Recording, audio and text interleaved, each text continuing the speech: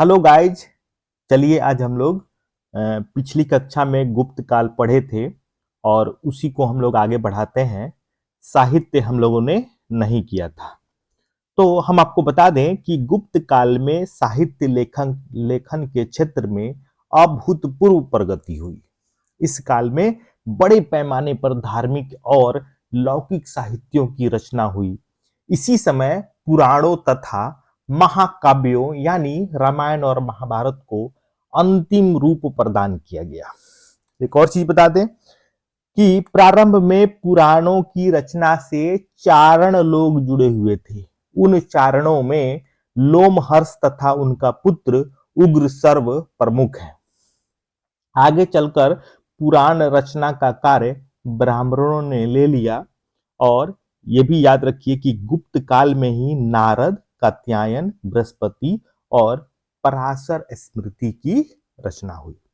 गुप्त काल के जो सबसे फेमस जो व्यक्ति हैं वो है कालिदास। सभी ने नाम सुना होगा। सबसे विशिष्ट व्यक्ति हैं कालिदास, और जिन्होंने काव्य और नाटक दोनों की रचनाएं की। कालिदास ने कुल 7 ग्रंथों की रचना की, जिनमें 2 महाकाव्य, उन महाकाव्यों का नाम है रघुवंश तथा कुमार संभवम। याद रखिएगा कि कालिदास को 7 ग्रंथों के रचना का श्रेय दिया जाता है, जिनमें 2 महाकाव्य हैं। पहले का नाम रघुवंश तथा दूसरे का नाम कुमार संभवम है। इसके अलावा 2 खंड काव्य मेघदूत तथा ऋतु संहार तथा 3 नाटक जिसका नाम है मालविका अग्निमित्रम, विक्रमोर्वशीयम तथा अभिज्ञान शकुंतलम है। विक्रमोर्वशीयम में उर्वशी तथा पुरुरवा की कथा है, जान लीजिए। अभिज्ञान शकुंतलम का विश्व साहित्य में अपना एक अलग स्थान है। इसमें राजा दुष्यंत और शकुंतला के प्रेम, विरह और विवाह की कथा है। इसके अलावा कालिदास की ही परंपरा के एक और महाकवि है जिसका नाम है भास। याद रखेंगे, उनकी महत्वपूर्ण कृतियां थी। भास की महत्वपूर्ण कृतियां कौन है? तो एक है स्वप्न वासव दत्ता और चारुदत्त। याद रखेंगे, एकदम रट लेना है। स्वप्न वासव दत्ता और चारुदत्त जो महाकवि भास है उनकी रचना है। इसके अलावा कुछ और रचनाओं के बारे में हम पढ़ ले, जैसे शूद्रक ने मृच्छकटिकम तथा देवी चंद्रगुप्तम की रचना की। शूद्रक ने मृच्छकटिकम तथा देवी चंद्रगुप्तम की रचना की। इसके अलावा विष्णु शर्मा ने पंचतंत्र की रचना की। एक और है, जैसे दिडनाग ने प्रमाण समुच्चय की रचना की और चंद्र गोमिन ने चंद्र व्याकरण की रचना की। देवी चंद्रगुप्तम में ही उल्लेख मिलता है, जो पिछली क्लास में हमने बताया था कि चंद्रगुप्त द्वितीय ने अपने बड़े भाई रामगुप्त की हत्या करके उसकी पत्नी ध्रुव देवी से विवाह किया था। एक और है, कुछ और इंपॉर्टेंट चीज है, जैसे गुप्तकालीन साहित्य की जो 2 महत्वपूर्ण विशेषताएं थी। अधिकांश रचनाएं प्रेम प्रधान थी, सुखांत होती थी। सुखांत का मतलब जो भी रचनाएं होती थी उनका जो एंडिंग होता था वो सुख भरा होता था, दुखांत नहीं होता था। और इसका एक अपवाद है, वो जानने की आवश्यकता नहीं है, बस केवल इतना जानेंगे कि मृच्छकटिकम है, इसमें एक गरीब ब्राह्मण सार्थवा चारुदत्त है और एक गणिका है जिसका नाम है बसंत सेना। तो उन्हीं की ये प्रणय कथा है इसमें।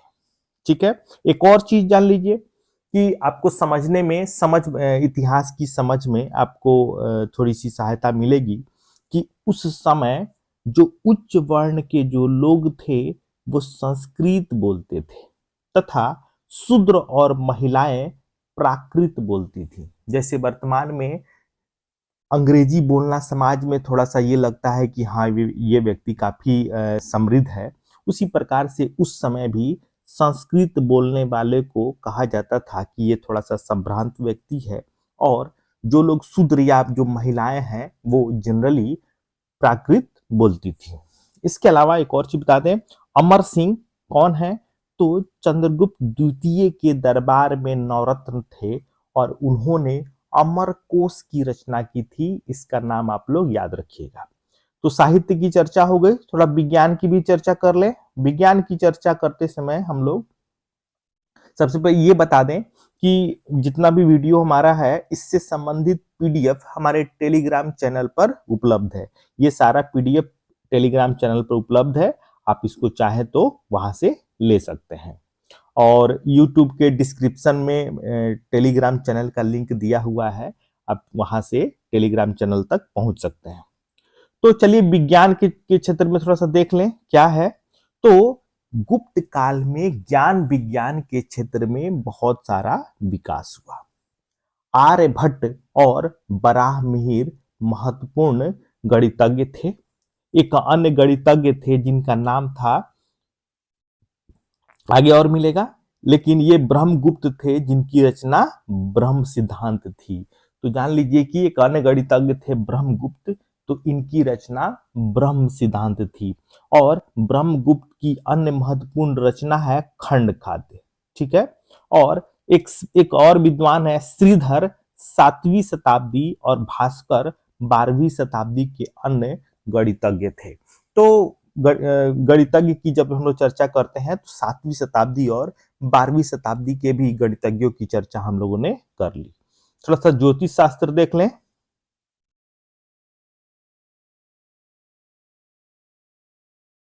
चलिए आगे हम लोग आर्यभट्ट की चर्चा करेंगे। तो जान लीजिए कि आर्यभट्ट का जन्म पाटलिपुत्रा में 476 ईस्वी में हुआ था। याद रखेंगे इनका डेट ऑफ बर्थ, काफी फेमस व्यक्ति हैं। और इनका जन्म कहाँ हुआ था? पाटलिपुत्रा में हुआ था। और सबसे पहले कहा जाता है कि गणित और ज्योतिष शास्त्र को इन्होंने अलग किया था। आर्यभट्ट ने ही सबसे पहले कहा कि पृथ्वी सूर्य के चारों ओर चक्कर लगाती है और जब पृथ्वी की छाया चंद्रमा पर पड़ती है तो चंद्र ग्रहण लगता है। सोचिए कि लगभग आज से 1500-1600 साल पहले आर्यभट्ट ने बता दिया था कि किस प्रकार से चंद्र ग्रहण लगता है। इसके अलावा आर्यभट्टीय, याद रखिएगा, आर्यभट्टीय उस युग की एकमात्र कृति है जिस पर लेखक का नाम लिखा हुआ है। याद रखिएगा, आर्यभट्टीय आर्यभट्ट की रचना है। इसके अलावा और चीज जान लीजिए कि ब्रह्मगुप्त ने न्यूटन से पहले ही गुरुत्वाकर्षण सिद्धांत का पता लगा लिया था।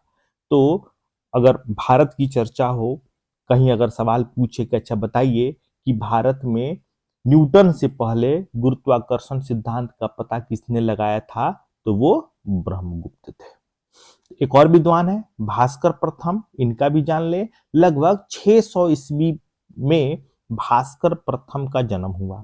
और आर्यभट्टीय जो पुस्तक है, इन्होंने आर्यभट्टी भाष्य नामक टीका लिखा। टीका लिखा का मतलब ये जो पुस्तक है उस पर टीका टिप्पणी किया, उससे संबंधित बहुत सारी बातें लिखी। और ये बता दें कि ये गणित और खगोल शास्त्र की प्रथम पुस्तक है।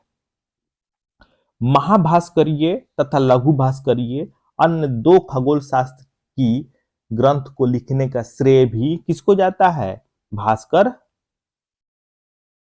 प्रथम को जाता है। भास्कर प्रथम को जाता है, ठीक है।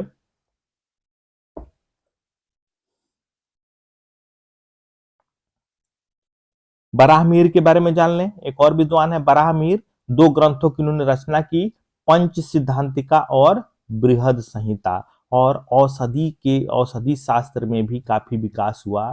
धनवंतरी नामक जो प्रसिद्ध चिकित्सक थे चंद्रगुप्त के द्वितीय के दरबार में रहते थे। और जान लीजिए कि इसी काल में आयुर्वेद पर महत्वपूर्ण पुस्तक नवनीतकम लिखा गया। और एक और है पॉल कॉपे ने हस्तायुर्वेद नामक ग्रंथ की रचना की जो हाथियों के चिकित्सा से संबंधित है। चलिए अब नागार्जुन के बारे में पढ़ ले। 931 ईस्वी में इनका जन्म हुआ था। और इस नागार्जुन से, और जो बौद्ध नागार्जुन थे, ये दोनों में आप लोग कंफ्यूज नहीं होइएगा। ये नागार्जुन बहुत बड़े विद्वान थे और नालंदा विश्वविद्यालय से ये पढ़े लिखे थे और वहीं के विद्वान थे। और जान लीजिए कि बहुत बड़े रसायन शास्त्री थे और कहा जाता है कि पारे की खोज इन्होंने की। भारत में पारे की खोज किसने की? नागार्जुन ने की। तो जान लीजिए कि ये बौद्ध नागार्जुन नहीं है, ये साइंटिस्ट नागार्जुन है। इन दोनों के नामों में आप लोग कंफ्यूजन नहीं रखिएगा। और नागार्जुन की जो प्रसिद्ध ग्रंथ है रस रत्नाकर, लौह शास्त्र, आरोग्य मंजरी और सिद्ध नागार्जुन। ठीक है। धातु जान लीजिए कि धातु विज्ञान यानी गुप्त काल में धातु विज्ञान काफी ज्यादा समृद्ध हो गया था। और दिल्ली के मेहरौली नामक, एक सेकेंड,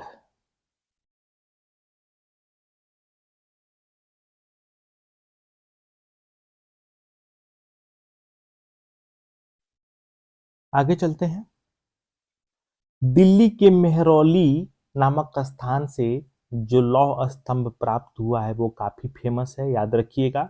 इसके अलावा बिहार के सुल्तानगंज, वही सुल्तानगंज जहां से लोग जल भरते हैं, तांबे की एक 7.5 फुट ऊंची मूर्ति मिली है। थोड़ी सी शिल्प की भी चर्चा कर ले, जो जो इम्पोर्टेंट है परीक्षा में जो पूछे जा सकते हैं, तो थोड़ा सा उसकी चर्चा कर ले कि इस काल में वस्त्र उद्योग जो थे वो काफी विकसित थे। बनारस में पहले भी रेशमी वस्त्र का इस्तेमाल खूब बढ़िया निर्माण होता था। अब भी रेशमी रेशमी वस्त्र निर्माण के लिए वह विख्यात था। वेन सान कहता है कि मथुरा सूती वस्त्र उत्पादन का एक बड़ा केंद्र था। ठीक है। एक और चीज फेमस है कि जो गुप्तकालीन शासकों के जो सिक्के थे, सोने के सिक्के, वो दस्तकारी के सर्वश्रेष्ठ नमूने थे। यानी गुप्त काल में जो सोने के सिक्के बनते थे वो काफी भारी और काफी सुंदर होते थे। इसके अलावा एक और चीज बता दें कि ये हमने आपको बताया था कि मौर्य काल जैसा नियंत्रण, जैसे कि हमने बताया था कि मौर्य काल की तरह केंद्रीकृत नहीं था गुप्त काल, बल्कि गुप्त काल में हमें विकेंद्रीकरण का साक्ष्य मिलता है। एक और है कुमारगुप्त तथा बंधु बर्मन के मंदसौर अभिलेख से पता चलता है कि रेशम बुनकरों की एक श्रेणी ने सूर्य मंदिर का निर्माण कराया था। श्रेणी बैंक के रूप में भी कार्य करती थी। थोड़ा सा व्यापार और वाणिज्य की चर्चा कर लें। जो जो परीक्षा पॉइंट ऑफ व्यू से जो इंपॉर्टेंट है केवल उतना ही बताएंगे कि वाणिज्य और व्यापार की दृष्टि से अगर देखें तो यह कुषाण काल की तुलना में गुप्त काल ह्रास की स्थिति में था। हमने आपको बताया था जब कुषाण काल पढ़ा रहे थे कि कुषाण काल के दौरान चीन जो रेशम का व्यापार होता था, उस रेशम व्यापार के मार्ग पर कुषाणों का कब्जा था। तो कुषाणों का जब कब्जा था तो होता क्या था कि मीडिएटर की भूमिका ये लोग निभाते थे और खूब सारा पैसा कमाते थे। लेकिन अब क्या हुआ, गुप्तों का जो रेशम मार्ग था वहां पर इनका अधिकार नहीं था। और दूसरा, रोमन साम्राज्य का पतन हो गया था। ठीक है। और रोमन साम्राज्य के पतन के कारण गुप्तों के व्यापार पर भी नकारात्मक प्रभाव पड़ा और इनको भी गहरा आघात पड़ा। दूसरा एक और चीज कि 550 ईस्वी तक क्या हुआ कि रोमन लोगों ने चीनी लोगों से रेशम बनाने की कला सीख ली। और जब रेशम बनाने की कला सीख ली तो वहां के लोग फिर चीन से व्यापार कम करने लगे। और व्यापार जब कम करने लगे तो बीच में जो भी मीडिएटर लोग थे उनकी भी स्थिति खराब हो गई।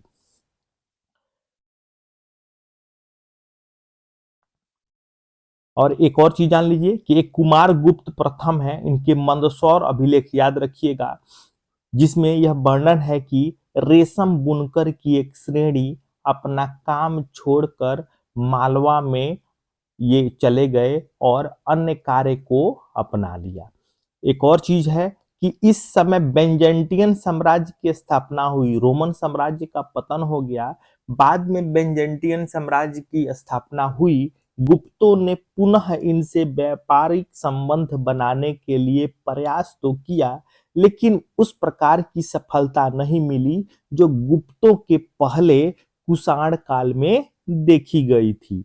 और जान लीजिए कि भारत और चीन के साथ जो व्यापार होता था वो हमेशा से इतिहास रहा है। वर्तमान में भी जान लीजिए कि भारत और चीन का जब भी व्यापार होता है, व्यापार जो घाटा होता है वो भारत के लिए होता है, फायदा चीन को होता है। उस समय भी जो जितने भी व्यापार होते थे उसमें चीन के साथ जो व्यापार होता था वो सामान्यतः वस्तुओं के अदला बदली तक ही आधारित था। भारत को कोई विशेष प्रकार से चीन के साथ व्यापार करने में फायदा नहीं होता था, ये जान लीजिए। गुप्त काल में जो भारत के जो प्रमुख बंदरगाह थे, सिंध, कल्याण और गुजरात। इसके अलावा ये बराह मिहिर लिखते हैं, अब छोटा छोटा लाइन है याद रखिएगा। बराह मिहिर के अनुसार श्रीलंका से मोती मंगाए जाते थे और ये फाहियान स्वयं एक जहाज पर चढ़कर ताम्रलिप्ति से श्रीलंका गया था। ये सब चीज है गुप्त। यहाँ ये जान लीजिए कि गुप्त काल के विभिन्न भागों से सिक्कों के ढेर प्राप्त हुए हैं और सबसे महत्वपूर्ण जगह है जो बयाना भरतपुर का क्षेत्र है, यहाँ से सिक्के के ढेर प्राप्त हुए हैं। एक और चीज है कि गुप्त काल में स्वर्ण सिक्कों की बहुलता देखने को मिलती है और परवर्ती गुप्त यानी गुप्त काल के अंत में जो गुप्त काल के जो शासक थे उनके समय में भी स्वर्ण सिक्के खूब देखने के लिए मिलते हैं, लेकिन उसमें सोने का हिस्सा धीरे धीरे कम होता गया है। इसका मतलब ये हुआ कि समुद्रगुप्त के बाद जितने भी राजा आते जाएंगे, भले ही सिक्के का वजन बढ़ता जाएगा लेकिन उसमें सोने का अंश घटता जाएगा। इसका मतलब ये हो गया कि वाणिज्य व्यापार उस समय धीरे धीरे पतन की ओर बढ़ रहा था। सर्वप्रथम चंद्रगुप्त द्वितीय ने चांदी के सिक्के जारी किए थे, याद रखना है। और एक और चीज जान लीजिए,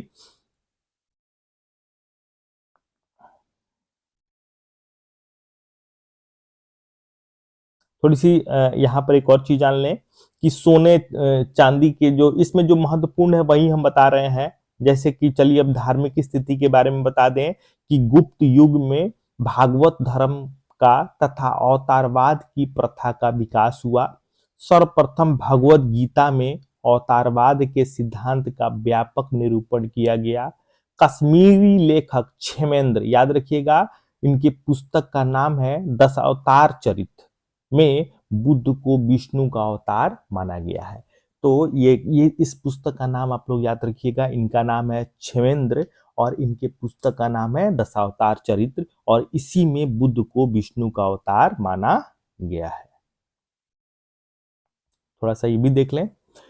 जयदेव गीत गोविंद, याद रखिएगा, गीत गोविंद के लेखक जयदेव। इसके अलावा जूनागढ़ अभिलेख के अनुसार चक्रपालित, याद रखिएगा, सुदर्शन झील के तट पर विष्णु की मूर्ति स्थापित किया था और चंद्रगुप्त द्वितीय के उदयगिरी गुफा लेख से विष्णु के वराह अवतार का उल्लेख मिलता है। जान लीजिए, कभी सवाल पूछ दे, अच्छा ये बताइए कि वराह अवतार का साक्ष्य कहाँ से मिलता है, तो उदयगिरी गुफा लेख से, चंद्रगुप्त द्वितीय के उदयगिरी गुफा लेख से विष्णु के वराह अवतार का उल्लेख मिलता है। इसके अलावा देवगढ़ का दशावतार मंदिर हमने आपको दिखा दिया है, वैष्णव धर्म से संबंधित सबसे महत्वपूर्ण मंदिर है। और जान लीजिए कि चलिए तमिल प्रदेश की अब बात करें कि साहित्यिक स्रोतों में 12 अलवार संतों की चर्चा है जिनमें थिरुमंगई, परिय अलवार और अंडाल प्रमुख थे। अंडाल महिला वैष्णव थी, याद रखिएगा। अलवार और नयनार अलवार और नैनार में कंफ्यूजन नहीं करना है। अलवार का मतलब हो गया वैष्णव, है ना, और नैनार का मतलब हो गया शैव। याद करने में दिक्कत हो तो नयनार का मतलब नयन से संबंधित है, और नयन किनका, भगवान शंकर का नयन से, त्रिनेत्र से संबंधित है। मतलब कि नयनार मतलब शैव धर्म और अलवार मतलब हो गया वैष्णव धर्म। चलिए थोड़ा सूर्य पूजा भी देख लें। मुल्तान का जो क्षेत्र है वो सूर्य पूजा का केंद्र था। कश्मीर में भी सूर्य उपासना होती थी और वहां पर मार्तंड नामक सूर्य मंदिर का निर्माण हुआ। और शक्ति उपासना की भी थोड़ी सी चर्चा कर लें। ऋग्वेद के 10वें मंडल में देवी सूक्त में उल्लेख है कि वाक शक्ति की उपासना इसी में की गई है। गुप्त काल में शक्ति पूजा प्रचलित थी। और इस प्रकार से थोड़ा बहुत ये जो अन्य जो टॉपिक थे वो खत्म होता है। इसी के साथ हम आशा करते हैं कि आप लोग इसको 1 से 2 बार सुनेंगे तो याद हो जाएगा।